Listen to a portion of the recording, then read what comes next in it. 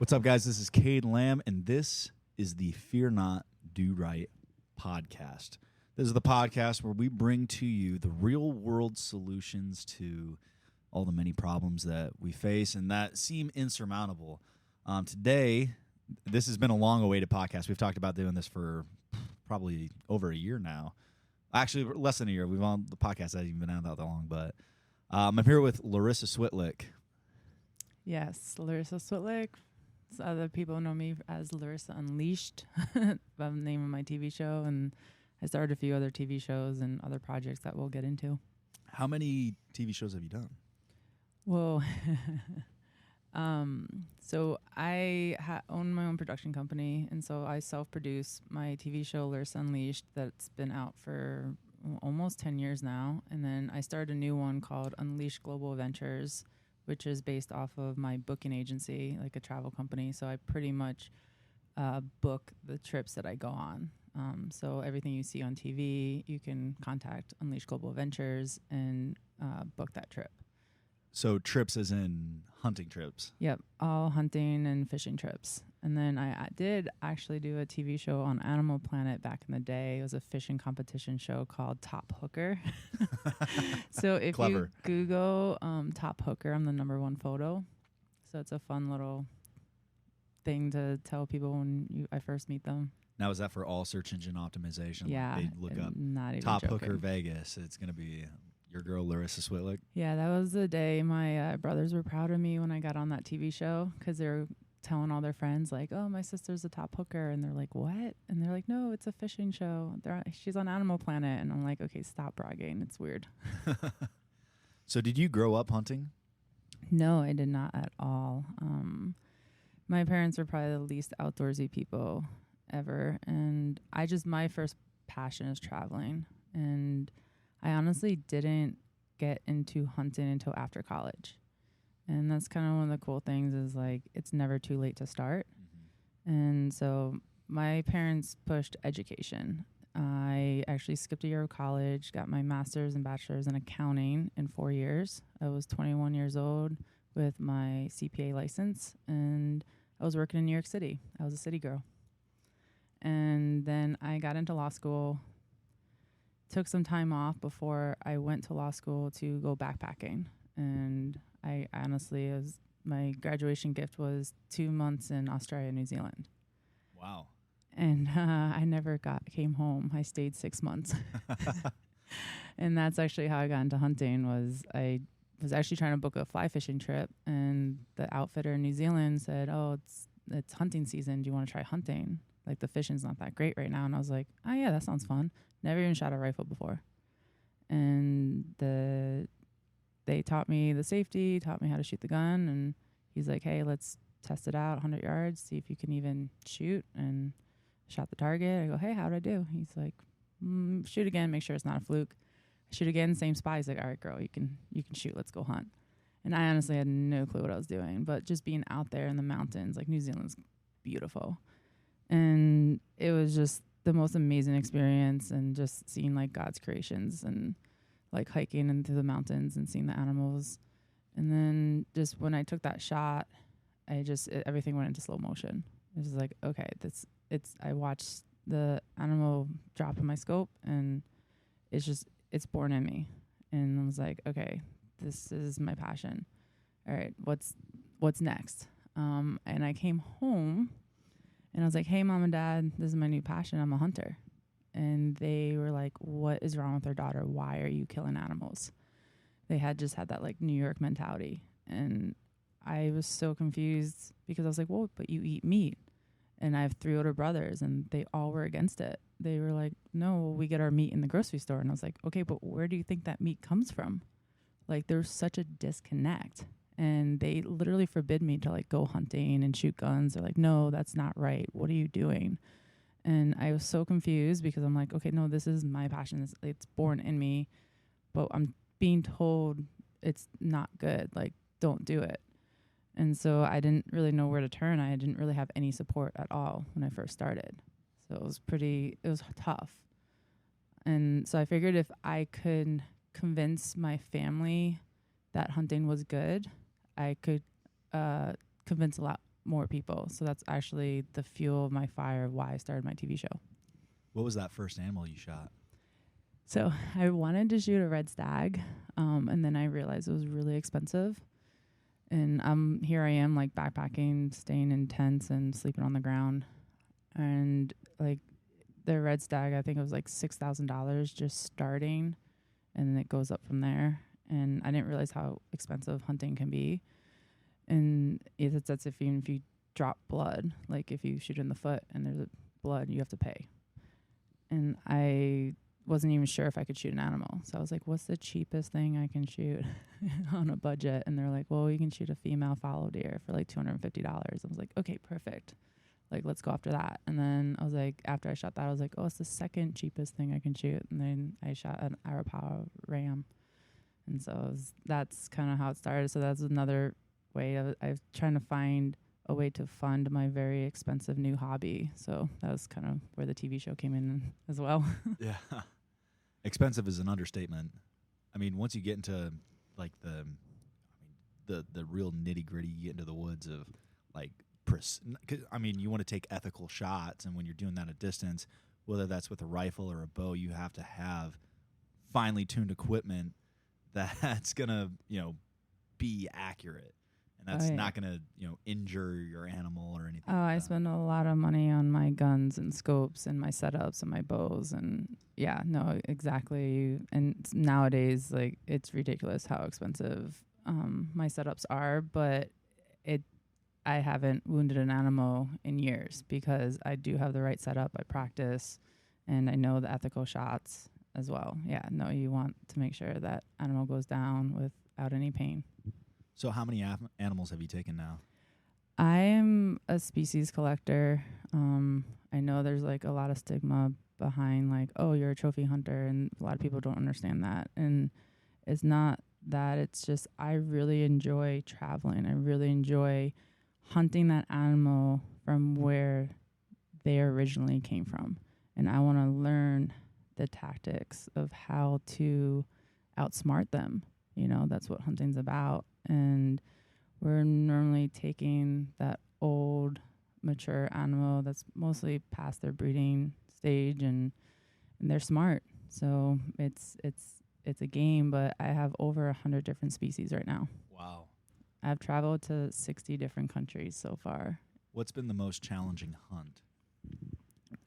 There's a few, but the most challenging would probably be Azerbaijan, which was a Dagestan tur.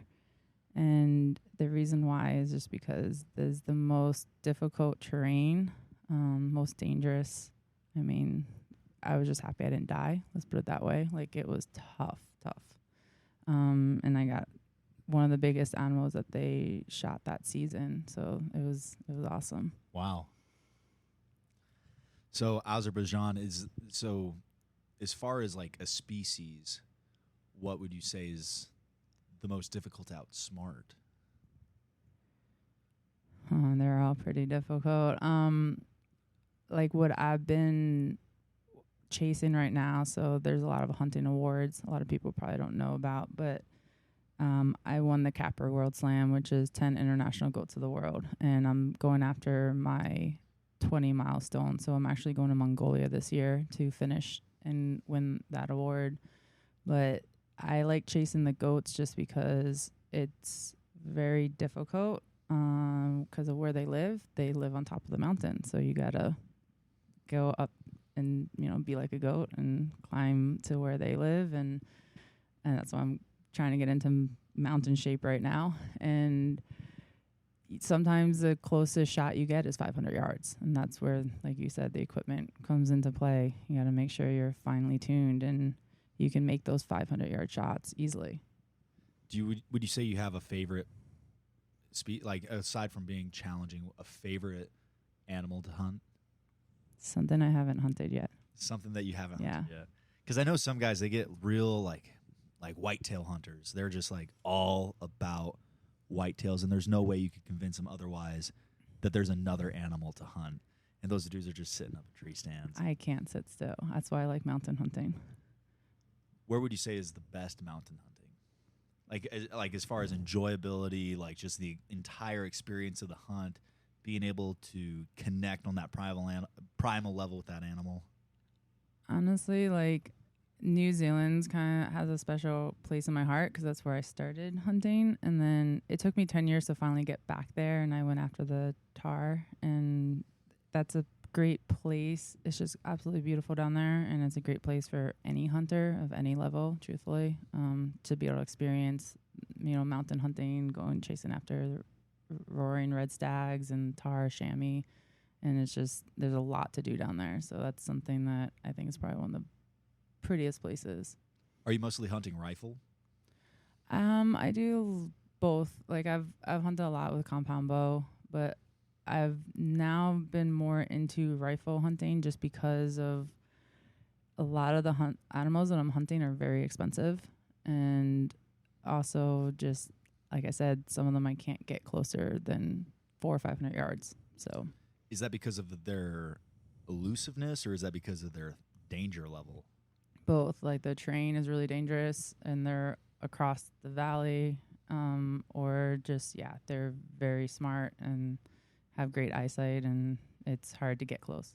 Because I know some, like I think you showed me a picture earlier of your Cape buffalo. I know those will end you if you're the least bit off in your stock game. You're done. It's one of those things, like, you have to make your first shot count, because they will charge, and they don't mock charge. They come for you. That's like dangerous game hunting is next level. I spent about a month in Zimbabwe this past year, and you mean Rhodesia?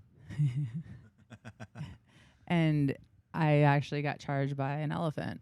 Really? Yeah, we were in the truck. We were driving up, and I've been mock charged before, and normally they'll mock charge you and they'll come chase you maybe 20, 30 yards, and then they'll turn off. But no, this one came for us. She was protecting her young, so you'd never want to be in between a female elephant and their baby.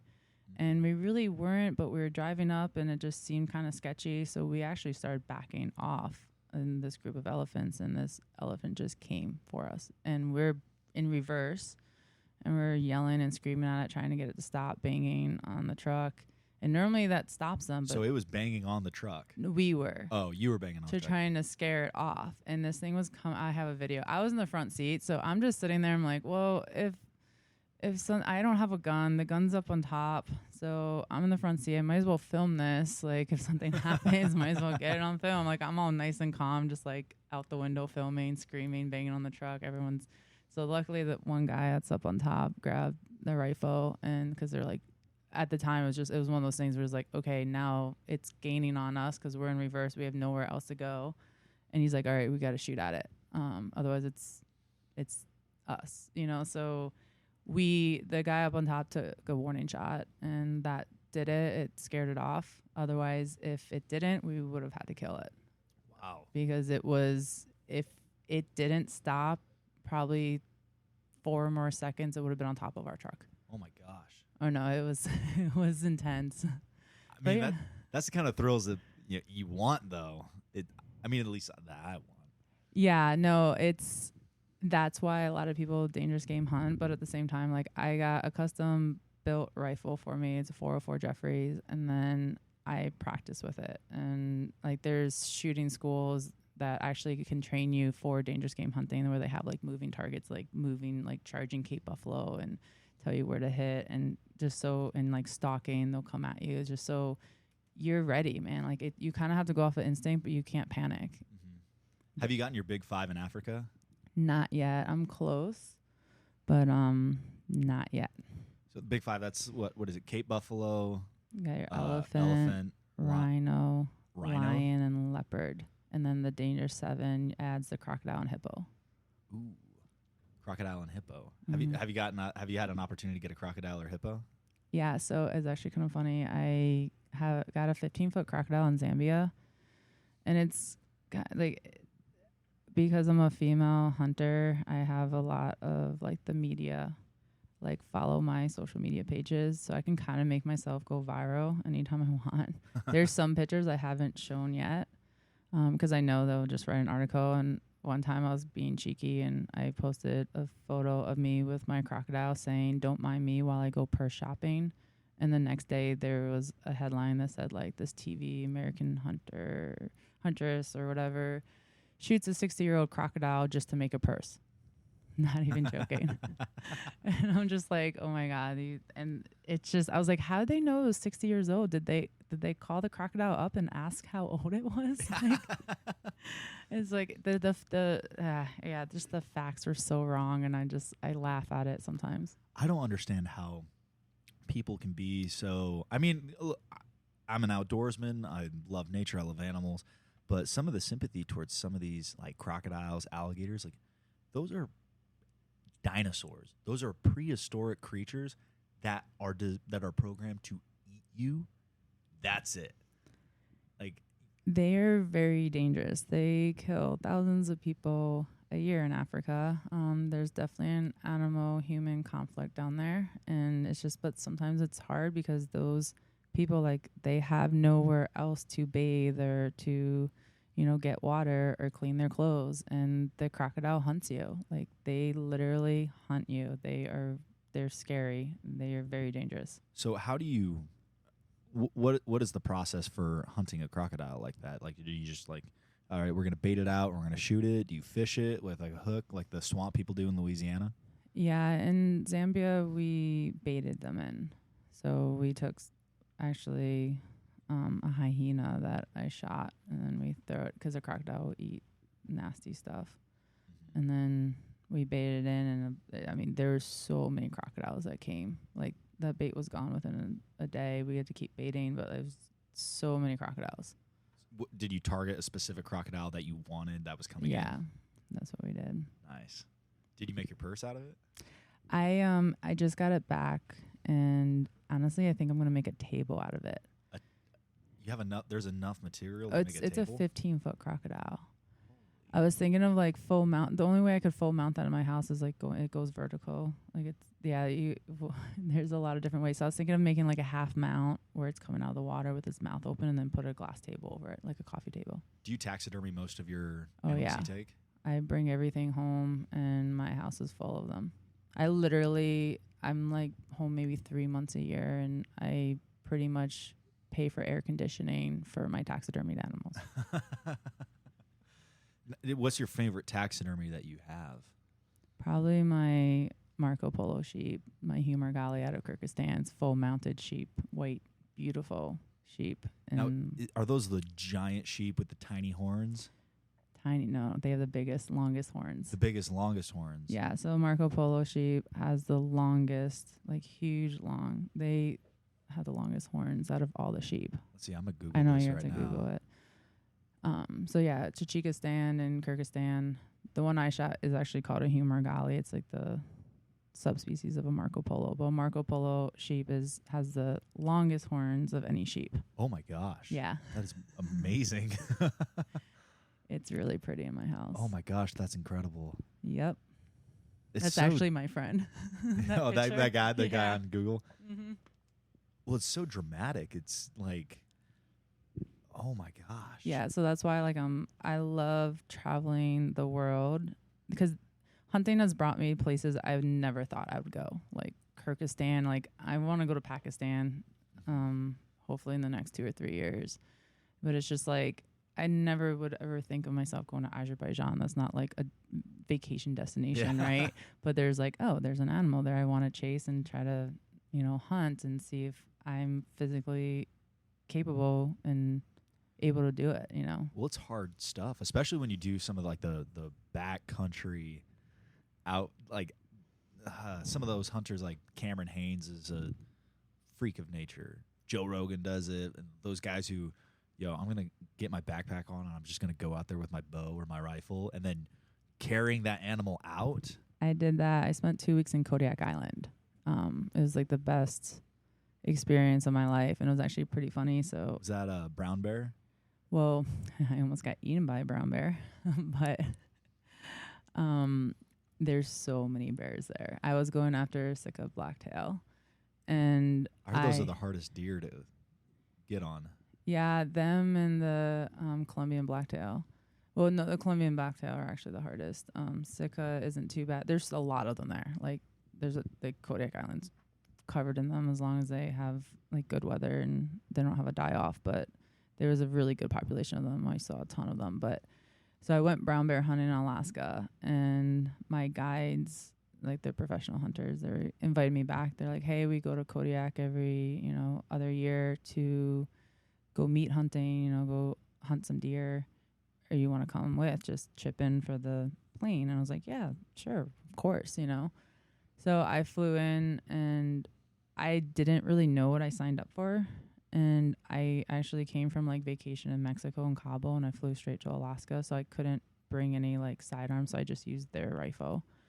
And I get there, and like literally it rained for 3 days straight. So like I'm sitting in my tent, and I'm like, okay, like with my thoughts, and I'm like, okay, what did I sign up for? Like, what am I doing? Because Kodiak, the weather is insane. And then it finally gets sunny, and then I'm like, okay, we're gearing up to go. It's like me and my 2 guides, and they're like, oh no, honey, this isn't a guided hunt. Like, here's the rifle, enjoy.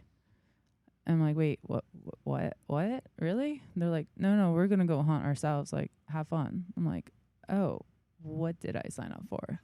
So I was all on my own, and I was like, okay, I guess let's go. And I ended up shooting the biggest deer out of everyone, and chopped it up, field dressed it, everything, because in Alaska you have to take everything, like all the rib meat, everything. Brought it back, and came back. I was like, hey guys, you're cooking dinner, because I brought home the deer. And I also walked up into 2 brown bears at 40 yards in a whiteout snowstorm. And I bought myself a 10 millimeter Glock for next time I go, because I didn't have any sidearm or anything. But luckily they mirrored, like they went off and it didn't get into a hairy situation, thankfully. How often have you found yourself being hunted in return as you've Sometimes honestly, you don't know that you are. Like, it's like, I'm sure more than I know. Let's put it that way. Like, you're out there, like, on different hunts, and there's a few times, like that Kodiak, I woke up at like 5, 6 in the morning, and I'm trying to scream to the guys, and no one's waking up. I literally hear something breathing outside my tent. And I am just deathly afraid. I grabbed my rifle, and I'm just like laying in bed, and it's pitch black, and I just hear breathing outside my tent. So I'm like screaming their names. Their tent was not that far from mine, and they're not answering me. And I'm just like, okay, well, I guess if something comes in my tent, I'm gonna shoot it, right? And like I hear it go off. So then when it gets light out, I go, hey, I swear there's a bear outside my tent. And they're like, no, you're crazy. I'm like, did you hear me yell your name? They're like, oh yeah, we heard you, but we just went back to sleep. I was like, are you serious? I was like, I swear there's a bear. No, you're out of your mind. Like, we figured if you weren't screaming, you're fine. And then they walk around my tent, and sure enough, there was literally bear prints right outside my tent. And I was like, okay, I was not joking. They're like, oh, she wasn't crazy. It's like that one story of with like the hook on the handle of the car door, and you're like, it's like, you're crazy. And it's like, no, there's the hook right there. There's the bear paw right there. And I mean, of all the things to be hunted by, a bear probably would be the most frightening. Oh, yeah. I'm pretty sure I was hunted by I was getting tracked up on by a mountain cougar, a little cougar lion over the summer. Because there's this mountain out by my parents' house in Arizona, and just like a retard, I was like, you know what I'm going to do? I'm going to climb that mountain. There's no trails to the top of it. It's just there. There's just a mountain in the middle of the desert. It was like 4,000 feet of like elevation gain. So I'm like, yeah, I'll climb it. No big deal. Well, like it's the 4th of July weekend in Arizona. So it's not cool out. So I'm like, well, if I'm going to do it, I'm going to do it at night. And so, yeah, that's real smart. And it's kind of a denied area. Like you're not technically supposed to be out there. So I'm like, okay, I'm not going to bring white light or anything because that's going to draw attention to me. And I need something to protect myself. So I have like a suppressed rifle with me. I have night vision on, so that way like I'm completely blacked out. And I'm climbing this mountain, and then about halfway up, and I mean it's like Arizona mountains are not frolicky. They are harsh and rugged, and they will eat you alive. I mean, everything in the Arizona desert is designed to kill you, but Yeah. I'm climbing this mountain, and like halfway up, I started seeing cat scat, and I'm like, oh, there's like bobcats or whatever. But then it started like there were big cat scat, and I'm like, oh, dude, it totally just did not even cross my mind. I'm like, there are mountain lions all over this place. Oh, then they all over the definitely place. hunt you. Yeah, and so all of a sudden it's like I'm too far up to turn around and go back down. And I mean, I'm just going to have to like Yeah, but then once it gets in your head, it freaks you out more. a little bit. Like that happens to me. Like, 'cause when I shot my deer, and now it's dark. By the time I like was able to field dress it all and get it in my pack, and now I have a 3-4 mile hike back to camp in pitch black, and I know there's so many bears. And you have a bunch of raw meat on you. Oh yeah, and I had my headlamp, and I'm literally, and every little noise, it freaked me out. I just am picturing a bear coming to eat me, and my guides didn't help because they told me all these bear stories of how people got killed, and we actually, he's gonna hate me for saying this, but we actually had to call the Coast Guard on that trip because we lost one of our guys for a day or two, and we thought he got eaten by a bear, but his inReach actually just broke. Like we have like inReaches, the Garmin that we can like text each other, and he went out to go for a mountain goat, and we didn't hear like he's been texting us nonstop, like, and then all of a sudden we didn't hear anything. We heard some shots, and then we didn't hear anything for like more than 24 hours, and I mean it's cold. Yeah. And then his wife messaged the other guy and was like, hey, have you heard from him? And we're like, no, we haven't, but that's not like him. And so then he just kept telling me all these bear stories of how all of his friends that he knew that got killed by bears, and he must be up there. And I don't know. It was bad to the point where finally we called the Coast Guard, and then they came out, and he was so pissed because he literally was coming down with his goat on his back. I mean, that's a good way to. That's like a cool way to. I was so happy. I was so happy he was alive. I literally thought we lost him. It was the scariest thing ever. See, a mountain lion like isn't really gonna mess with a guy like I'm 6'2", 240, like a mountain, and I had a ruck on my back. Like a mountain lion's not gonna take those odds. Like it's a big enough for a cat. It's not gonna. It'd have to be a pretty aggressive tom, but a bear don't care. No, they don't. A bear does not care in the slightest. If you come between the females and their babies, they will protect their young. And I'd Hugh Glass that she bear. No, dude. When I shot my bear, we actually had a female and 2 babies. I think it was 2. And while we were like setting up to take some pictures real quick and start the process, we looked up and they're feeding towards us, and he's like, oh, they literally started charging us. And then my guide, he rocked the gun, and so I was like, hey, I'm gonna grab my gun. I'm like, okay, this might be going down, like, and she full charged and then stopped at 50 yards. He charged at the bear? No. Oh. The bear's the female and her baby, the female charged us and stood straight up at 50 yards. And then it was like a mock charge kind of. And then she like kind of stopped, and we're screaming at her, and she went off. But it was one of those things where I was just like, okay. And I'm like, when you see your guide load his gun, that's a good indication to grab yours and load it and just be ready. Because it's like, well, we might have some more dead bears, and then we're going to have to call the Alaska State troopers or the game rangers and say, oh, hey, we just got charged. Come get this bear. Well, it's basically a crime scene at that point. Yeah. With those guys, like they do a whole investigation, and we have to. Yeah, I mean, I have one dead bear here, which I have a tag for, and then if one charges me and we have to shoot it, then we have to report it, and they come and get it. Do they just come get? You don't get to like have any You claim can't- of that bear. No, Do they donate to like the tribes out there? or- I'm not 100% sure. Luckily, I haven't had that like situation happen. So Because I that's what they don't do know. in Africa, correct? We donate a lot of the meat in Africa, like, and then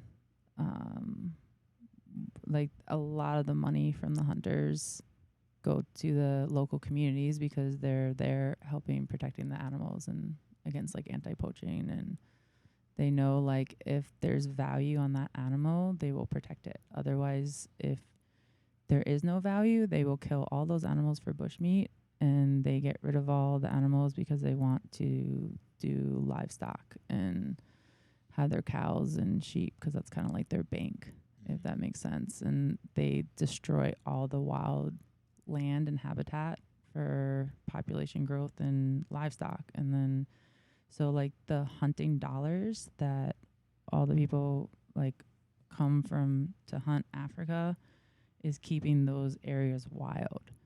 When you take away hunting from some of the countries in Africa, that's when you see the populations of these animals decrease because they're not being protected anymore. So you were talking about a hunting trip in Africa coming up. Is there anything in particular that you're going after out there? I actually am working on filming a documentary on rhinos.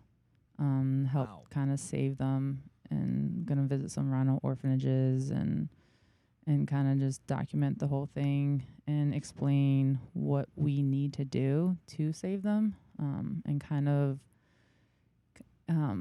talk about like hunting, how hunting is conservation. So I actually just started a nonprofit, and the nonprofit is called Unleashed Outdoor Education Wildlife Conservation Inc.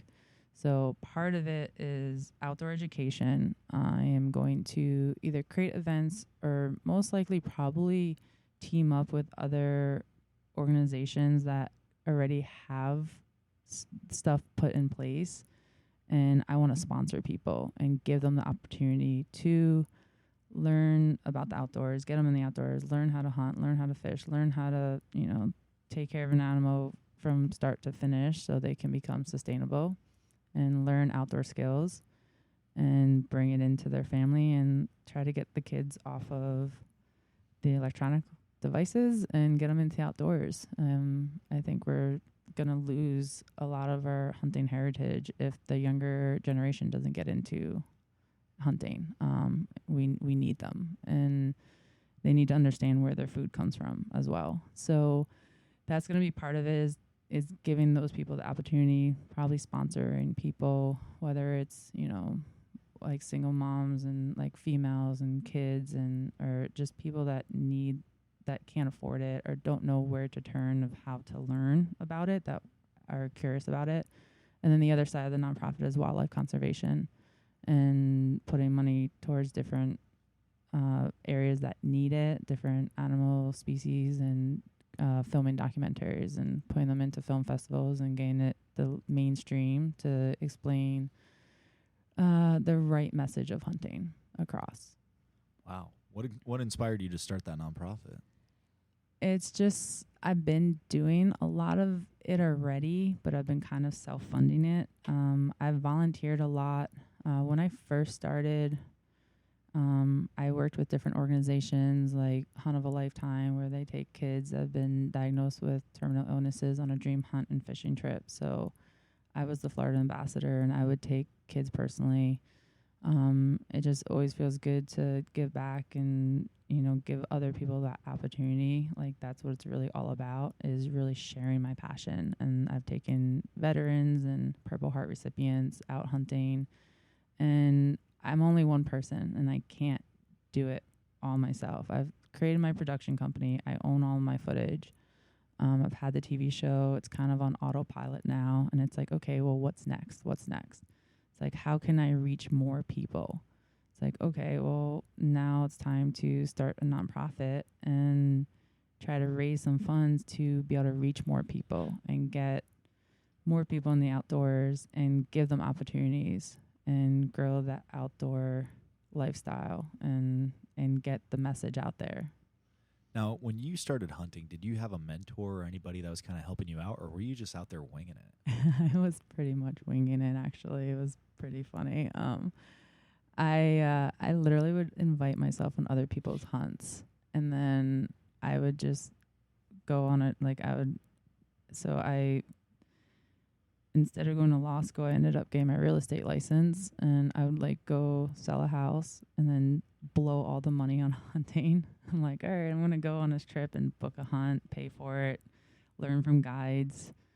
And then I would meet people that were hunters, and they would be like, oh yeah, I'm going to Alabama on a deer hunt. I was like, oh, that sounds like fun. Can I come? And they're like, they thought I was joking. And 2 days later, I called them like, hey, when are we leaving for Alabama? Like, I'm ready to bow hunt. They're like, do you even know how to bow hunt, or like, do you even have a bow? I'm like, no. And they're like, I thought you were joking. No, I really want to go. So I invited myself on like other people's hunts, and we drove down to Bass Pro, got me set up with a bow. Next day, I'm in a tree stand learning how to use a tree climber, and because you can only learn so much from books. So it's like you have to just be out there and experience it. And that's what any opportunity I could get to go hunting or fishing or anything, like I'd invite myself on things, or I'd go make money and then blow it all and then go back to work and just try to get out into the woods and different experiences as much as possible. So I've been doing, I don't know if I'd say doing anything similar, but as far as the winging it aspect, I think we all wing it. I got my ass kicked this last season because I got my first bow, and I was very fortunate to get like a top of the line Hoyt bow. That was my first bow too. Yeah, I was able to pick up a Ventum for like half price. Some rich guy traded it in. I went to go buy a bow because I just finished an Army school, and I had per diem money that they had lump sum me. So I'm like, oh, dude, I got like $5,000 in the bank. I'm gonna buy a bow. And so I was out in North Carolina, and naturally I'm very excited, and I'm shooting my bow every day, and I'm pushing it and dialing it in. I'm like at 80 yards, just hammering. And deer season comes up, and in North Carolina you get like I think you get four doe tags and 2 buck tags just for buying a license. Yep. And so I was out in the woods like every day after work, just getting my ass kicked by these whitetails in the North Carolina woods because I had no idea what I was doing. Yeah, but that's the best thing is like but did you get experience? Did you learn anything? I learned a few things. So I tried to just be very like practical. I listened to I tried to consume as much content as possible as I could. I'm like, okay, how do I need to hunt whitetails? Well, you need a tree stand. Well, I'm not going to buy a tree stand. I'm not buying a tree stand because that's money I don't really have and an investment I don't know if I want to make. And so I was trying to ground hunt deer in the South. I was ground hunting whitetail in the South. That was your first mistake. Like I was trying to spot and stock. Dude, it's doable, but it's very difficult with a whitetail. So damn close. This one time I had like a 4-point buck. So you're not allowed to do this, but I am no subscriber to rules I think are ridiculous. And so on Fort Bragg, there's an impact zone where all the artillery rounds and mortars and all the bombs get dropped. And there's these draws and wet areas where the deer kind of just go down and hang out, and no one goes in there ever because it's an impact zone. There's bombs being dropped there. And so I'm like, well, I know there's a ton of deer out there, and there's no people and no competition because you know how the South is. The South, it's September 1st or whatever the date is, and you just hear a symphony of rifles or Yeah, public land hunting is definitely difficult. It's doable. It's doable, but it's difficult sometimes. But I was actually able to successfully spot and stalk on a buck from 150 meters out to 30 meters out, and then my buddy walked up the trail behind me and was like, "Hey man," and then spooked him off. It was one of those moments though where it's like I tried to make sure I had as much get out of my head as much as possible, focus, like control my breathing, like make sure I don't get like buck fever or anything, like be very patient, not just letting an arrow fly, like watching the deer all the way in to the most ethical shot. And I guess I waited too long, but it was a over 100 meters of stock in the south. That's like the best feeling though. Like even every stock, like I mean, honestly, hunting, it's not about the kill, and a lot of people don't understand that. It's the whole process, the whole experience, and some of my best hunts are honestly failed stalks, because that's where you learn, and that's where you get better, you know. So like there's some hunts that are like, you know, I didn't even kill an animal, but a lot of it was maybe the people I was hunting with and what I learned and the camaraderie and just the experience itself and learning that animal. Maybe the real hunt was the friends we made along the way. There you go. Wow. You can make a t-shirt out of that one. You can put the proceeds to my nonprofit. There you go. There you go. Yeah, exactly. Yeah, if you have any tax money that you need to get rid of, you can throw it at Unleashed. So it's unleashedoutdooreducation.org is the website. And there's like a little promo video explaining the mission and just getting more people in the outdoors and wildlife conservation. It's what we need, truthfully. Like this is the direction we need to go to, because I feel so bad for some of these kids that are just so addicted to, you know, phones and social media. And like when I was a kid, I was always outside, like riding my bike and just being outdoors. And you just don't see that as much. Like you have to force the kids to be outdoors. And it helps you tap into that, like that primal nature within you, right? And you don't realize how much you need that in every other aspect of your life. When you look at successful people, you know, it may not be directly from hunting, but whatever, there is something that they do in their lives that connects them to nature, to themselves, that grounds them to be the most well-rounded person possible. 100%. You've never met anybody who spends their time in the woods who is not living in reality.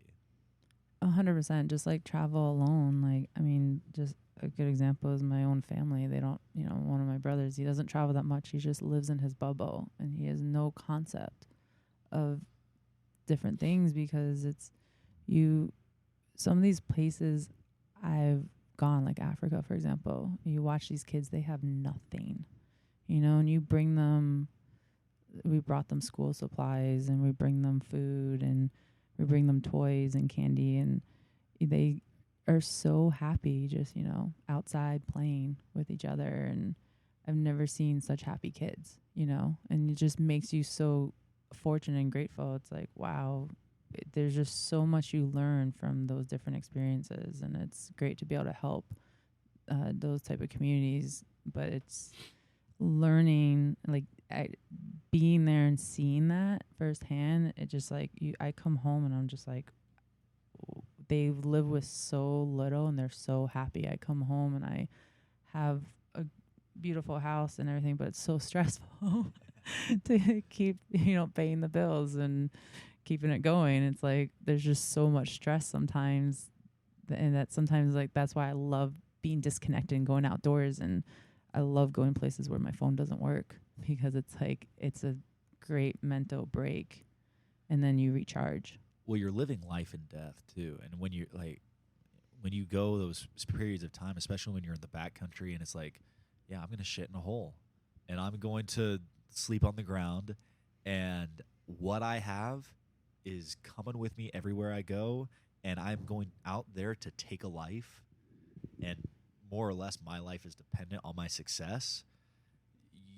It gives you such a different perspective on what it is you really need. I mean, even just being in nature like that.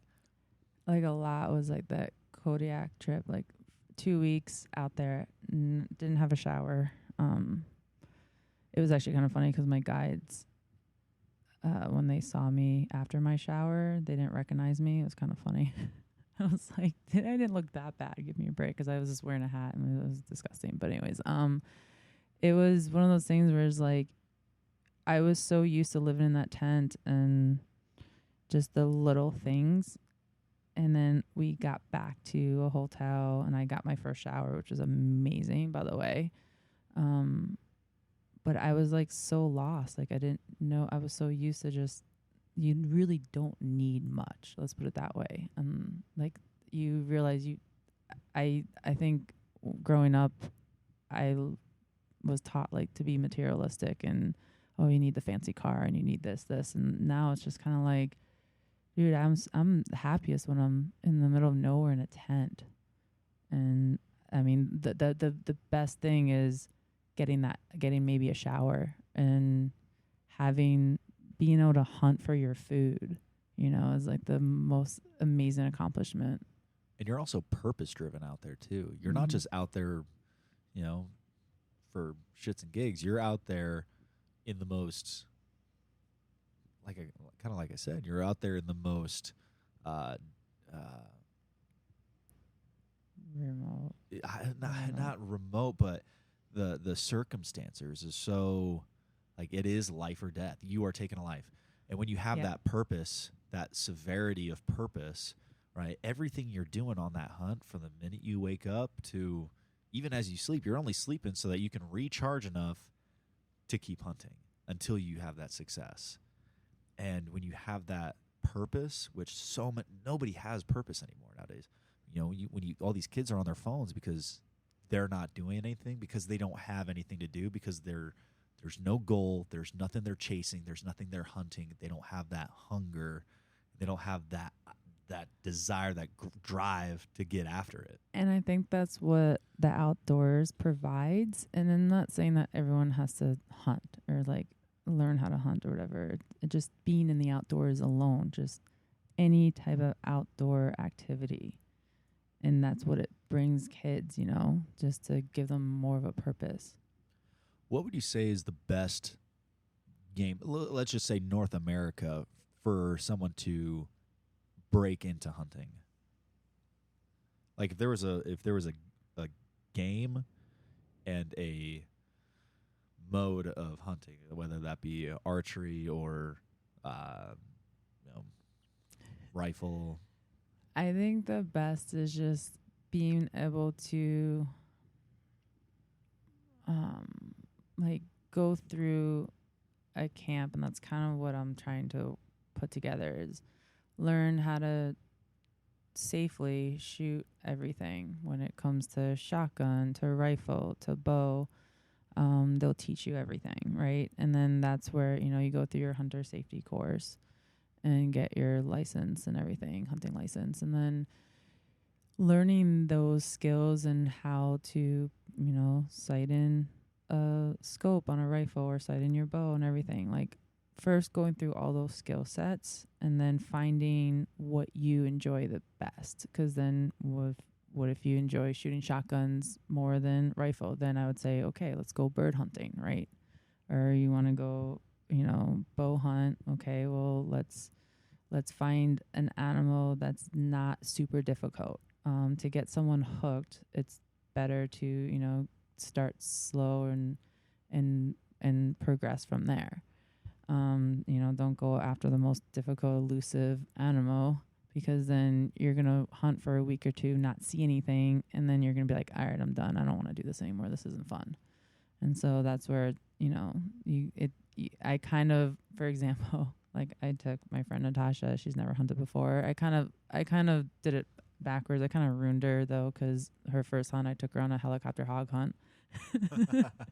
But it's like one of those things where it's like, if you know how to shoot a rifle, you're going off of your natural talent. Like you're not really aiming, you need to just, kind of shoot. And because you're moving and it's like there's a lot going on. So you don't have time to think about it and aim. You just shoot. You see it, you shoot it, and it works out. And then so I kind of ruined her for that, because it's like a very high adrenaline, fun hunt. There's a lot going on. And so then you hook them that way, kind of. It's kind of wrong to do, truthfully, because like I sat in a tree stand like whitetail hunting, and I was so bored, and I was like, wait, this is hunting? Hold on. Is this what I really want to do? And then I started getting into the mountains and glassing, and I love spot and stalking. And then so I kind of like something like fishing, same thing. Like I want to take someone where I know they're going to catch a lot of fish, and then you hook them. And then you take them on one of those hunts where, okay, now this is hunting. This is, all right, you're going to have to put your time in. You might not see anything. And guess what? You're going to enjoy it because you're just being able to spend time in the outdoors. And like you said earlier, you learn so much in those failures. I think one of the most fulfilling and disappointing hunts was this last year. I was chasing out a mule deer, and I was a little I bit off more than I could chew, and I mean it was probably 2 kilometers out, and I'm chasing this thing with my bow. And so we see, and it's in Arizona, so you can see forever. So we saw this muley, and it was oh my gosh, it was, it always is this way, right? Like just this monstrous buck, huge rack, and you know how muley racks are. They're wide and they're tall, and I love how they prance. They do. Well, this guy wasn't even prancing, so he was just kind of moving across the horizon line, and I'm like, I could chase that guy down. I could move out there fast enough to where he's going to stay in that area, and I'm going to be in the same area, and my buddy's he'll glass me onto him. And man, he just started walking the opposite way. Like, so I was approaching him, and he just didn't know I was there, just minding his own business, just started walking back into his draw. The day was starting, getting a little bit more deeper into the day, and he just walked the other way, and that was it. So I'm like 1,700 meters out. I'm like within 150 meters of this deer, and then he just like, I'm going to walk that way. And that was it. It's hard. Like, so the one thing I learned when we were caribou hunting in Alaska, my guide, every time I was like, oh, there's a caribou, let's go for it. And he's like, don't ever chase a caribou. He'll never catch up.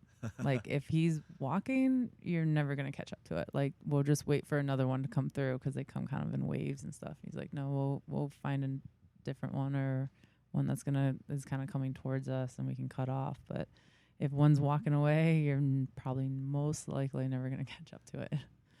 So yeah, that's probably what happens too. Yeah, you get that close, and then they just disappear. Like, no clue where and like the best hunts is like, I'll go out and I'm like, there's no way there's deer out here, no way. And then all of a sudden, like, that magic hour comes, and they just all start coming out of the woodwork. And I'm like, where? I was glassing that spot for 3 hours and saw nothing, and then all of a sudden, wait, where'd you just come from? Yeah, I don't know how they hide so well. Have you had an opportunity to take any elk? Yeah, I've actually I've taken a few elk. I filmed a few TV shows in New Mexico, and back in 2020, I actually went, and got really into long distance shooting, and so my gun is built for 1,000-yard plus shots. I'm hitting that itch right now and getting into the long distance stuff. It's cool. I've taken some, like classes, and been taught, been trained. And here we were hunting elk for like 4 days, and the guide's like, there's an elk out there. There's no way to get closer. And I'm like, okay, cool. How far is it? They're like 1,150 yards. And I'm like, it's a poke. And he's like, well, you got a gun works. Put it to work. I'm like, all right, let's do it. And I shot that elk at 1,150 yards. Hit it twice. Wow. And got up to him. And yeah. What cartridge were you using? 28 Nosler. Okay. Very fast. But Yeah. It was definitely a poke, but I mean, it did the job, and it was amazing. My friend, she was filming, and she was spotting for me, and she's like, yep, hit. And it felt good, especially like all the guides were watching me. And the best part was at that camp, there was another guy that had the exact same gun as me, and he was just being kind of cocky and was like, oh, you want to have a competition and see who could shoot better or shoot further? And I just kind of look at him like, dude, I know I can shoot. I don't need to, try to show off. I'm good, bro, And so then I end up coming back that night, and, of course everyone heard I just shot this and it was the biggest elk they shot that season. Was 330 yards free range elk. Wow. And 330 class. And I walked into camp and all the guys are congratulating me, and they're like, "Oh yeah, I'm pretty sure she would win the competition. Like she just shot an elk at 1,150 yards." The next day, the guy goes out and he missed one at like 400 yards. And he did not, like, he walked in. I wanted to say something so bad, but I just kind of smiled at him, and he knew, like, he walked away from me and I was just like, well, that's what you get for like being cocky and, you know, running your mouth. It's like, don't do that. Like, just be humble. There's no competition. Like, we're hunting. It's supposed to be enjoy. Like, I don't understand that whole part. Like, oh, let me outdo you. I'm like, I'm not here to outshow anybody. I'm just here to enjoy the experience and share my passion. And like, but I practice. I put a lot of time and effort into making sure I'm efficient in my equipment to be able to make that shot and make an ethical shot. And that's the thing. It's like, I'm not here to show off or to outdo someone else. Like, there shouldn't be a competition. There shouldn't be jealousy. It should be more about, like you said, like the animal, and we're taking a life and respect and everything. Well, that's the other thing too, is it's so, I don't even know how you could be arrogant in a hunting environment where there are exponentially, there's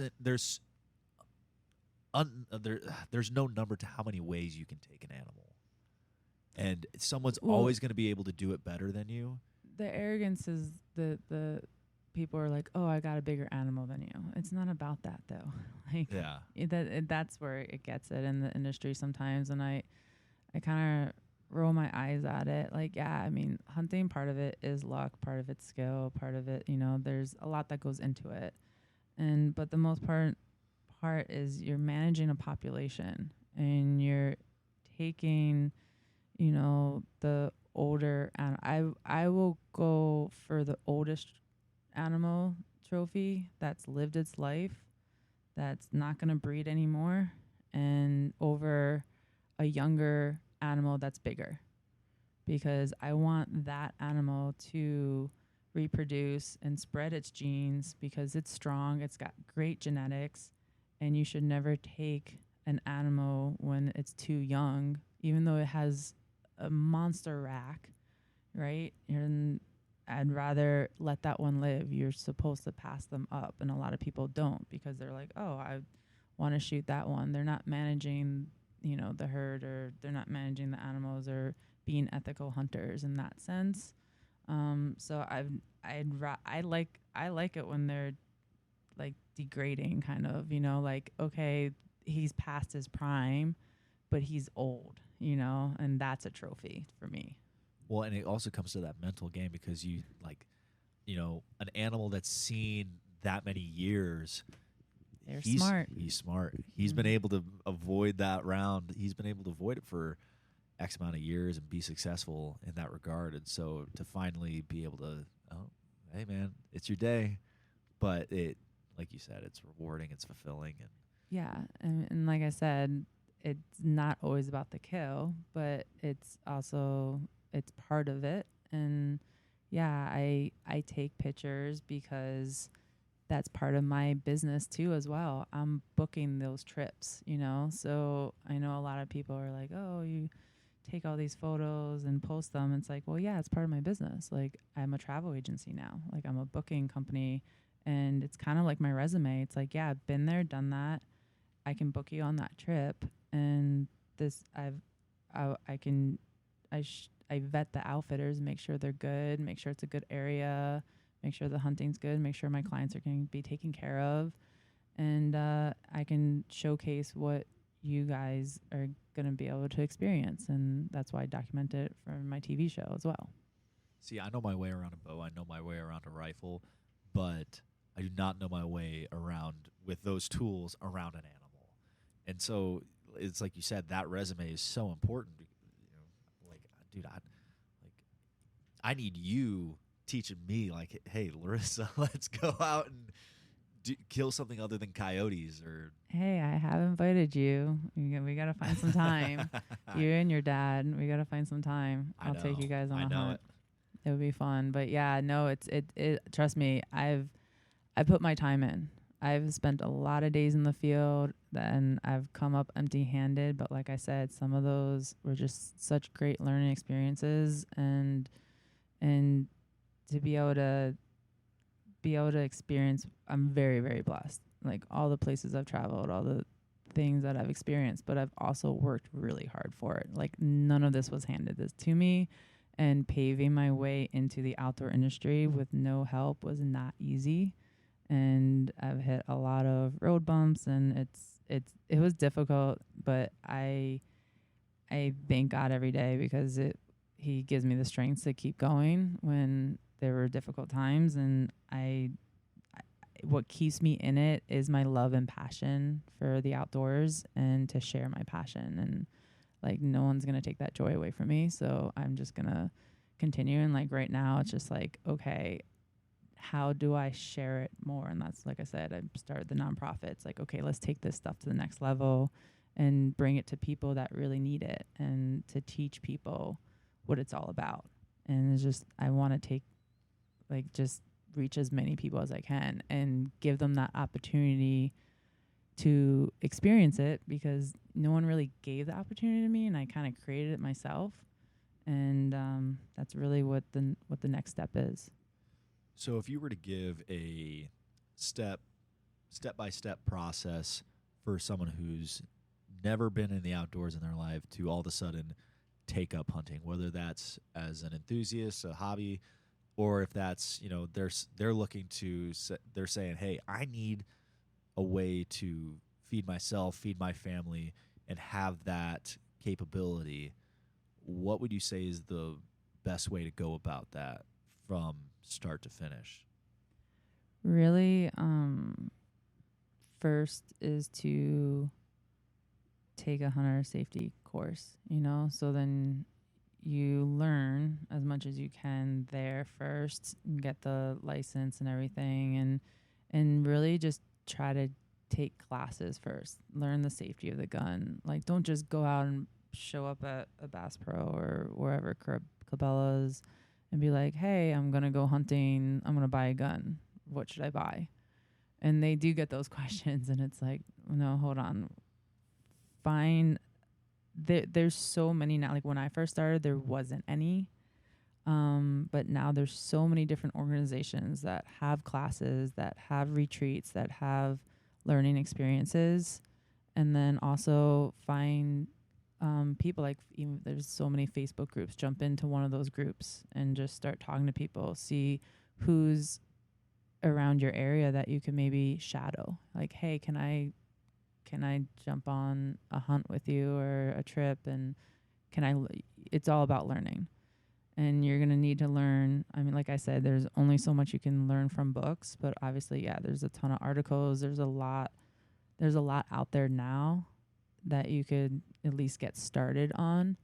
And then just trying to find mentors, trying to find these different organizations that have events. And that's kind of what I'm going to create events, or at least give people the opportunity to do it as well. And I mean, nowadays, man, like YouTube, like if you don't know how to gut a deer correctly or field dress one, or how to cut it up and butcher it, you can Google it on YouTube and there's videos, which is amazing now. And then, or there's recipes. There's so many now recipe books for wild game. Like I have good friends that have all written books on it. So there's so many resources now from when I started.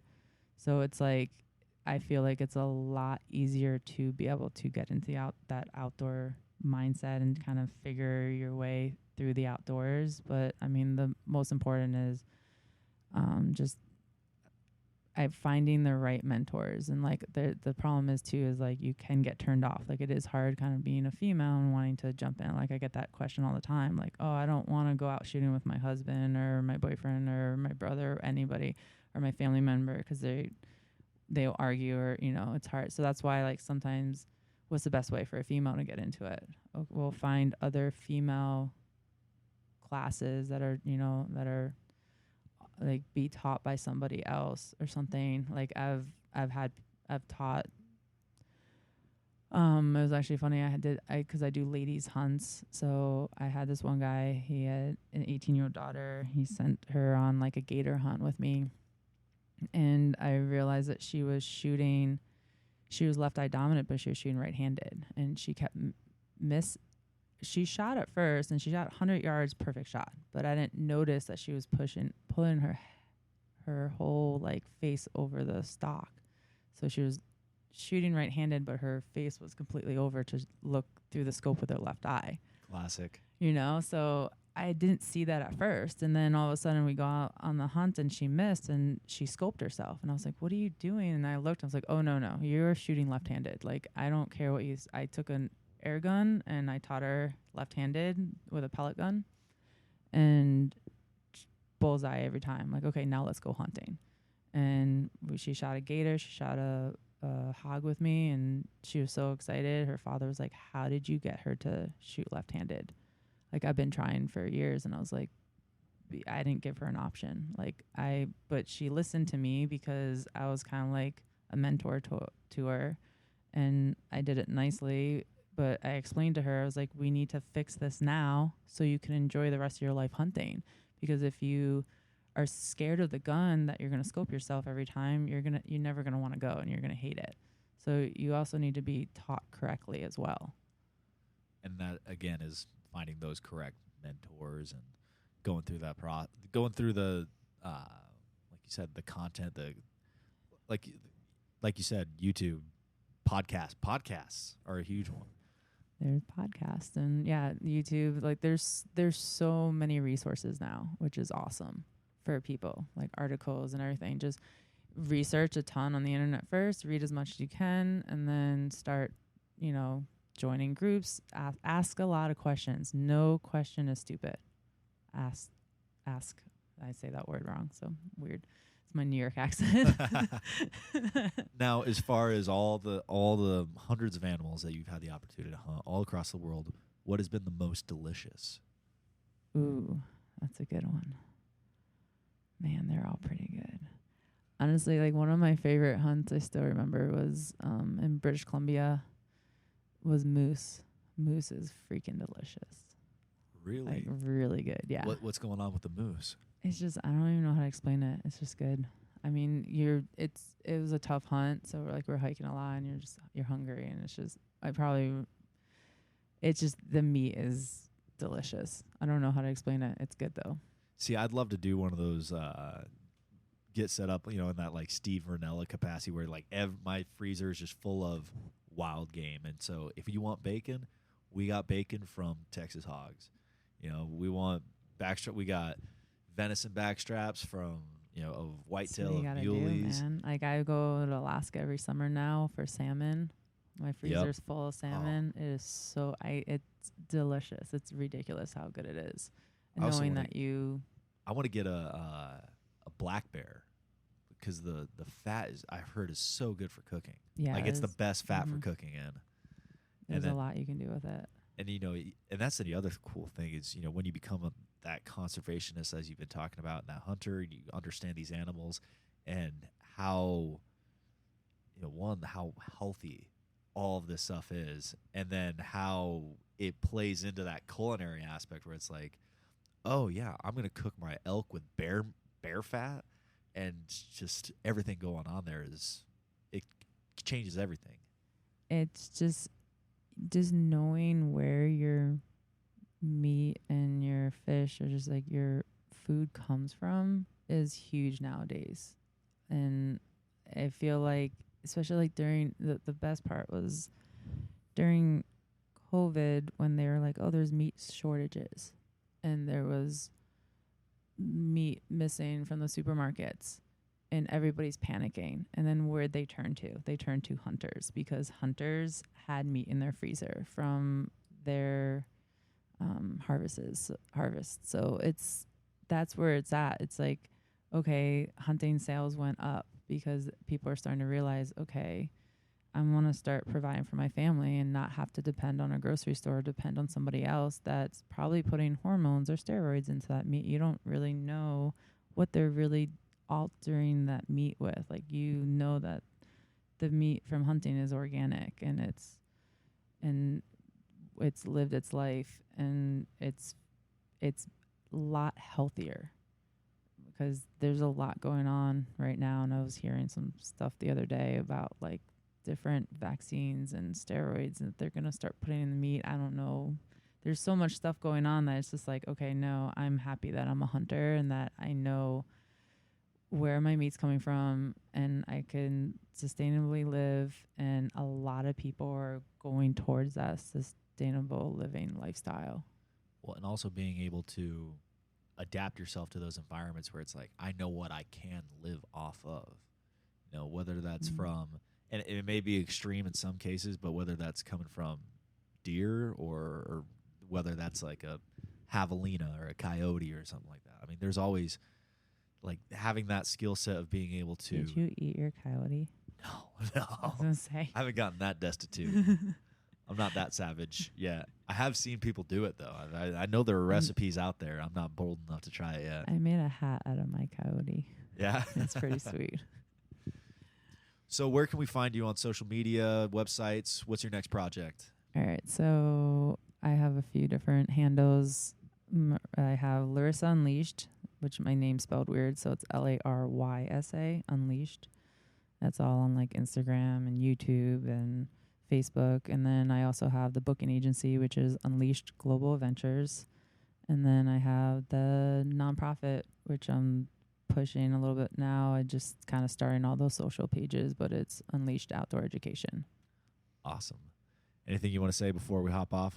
I know we got to get to a concert here. We got to I go was see gonna Dirk say, Bentley and Kip Moore. I know. I was like, we might be, Kip might be playing. So yeah, we're here at Country Thunder, kind of just sneaking this in right now. But yeah, thanks for having me on, and that was fun. I haven't done this in like forever. I know. Well, this was a great podcast. This is exactly what Fear Not Do Right's is all about, because, you know, like I said, it's about what is the solution to this overwhelming problem for so many people. You know, how do you get into hunting? There's so much that we could go on, but we have a concert to catch. But so thank you so much. Yep. I really appreciate it. And you have to find some time to come hunting with me. Absolutely. I mean, I still got a javelina tag for Arizona, so I need to fill that sometime. And then there's coyotes everywhere. And yeah, you were supposed to take me coyote hunting, and then I don't know. You can pick a hunt and find some time, drag your dad out, and we'll go have some fun. I'll teach you some things. I need to learn. Mm-hmm. We'll pop my cherry on a deer sometime, and then have some fun out in Texas with a hog hunt. And you can grill, I know that. So you're cooking. I can grill. Well, thank you guys for listening. This has been the Fear Not Do Right podcast. If you want to support the show, go to fearnotdoright.com, where you can pick up merch. You can support the show in a lot of different ways. Social media, Fear Not Do Right. Thank you guys for listening. Thanks, Larysa, for coming on.